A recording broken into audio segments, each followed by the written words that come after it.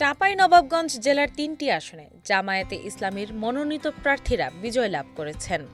চাঁপাইনবাবগঞ্জ ১ আসনে ডক্টর কেরামত আলী, চাঁপাইনবাবগঞ্জ ২ আসনে ডক্টর মিজানুর রহমান এবং চাঁপাইনবাবগঞ্জ ৩ আসনে নুরুল ইসলাম বুলবুল।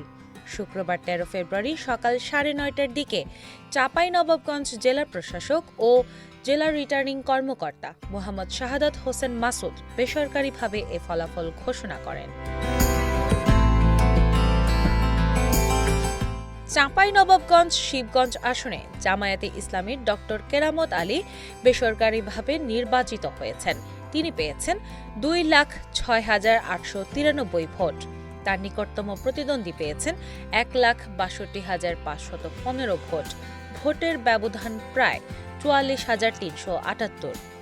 চাঁপাইনবাবগঞ্জ ২ নাচল গোমস্তাপুর ভোলাহাট আসনে জামায়াতে ইসলামের দাঁড়িপাল্লার প্রতীকের প্রার্থী ডক্টর মিজানুর রহমান বেসরকারিভাবে বিজয়ী হয়েছেন। ১৮৪টি কেন্দ্রের ফলাফলে তিনি পেয়েছেন ১,৭১,২২৭ ভোট।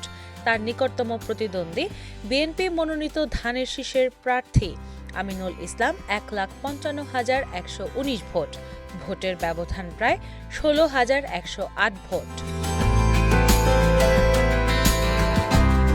চাঁপাইনবাবগঞ্জ ৩ সদর আসনে ১৭২টি কেন্দ্র ছিল এবং সবকটি কেন্দ্র মিলিয়ে নুরুল ইসলাম বুলবুল পেয়েছেন ১,৮৫,১৬৬ ভোট।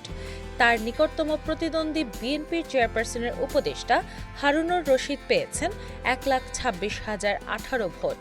ভোটের ব্যবধান প্রায় ৫৯,১৪৮ ভোট।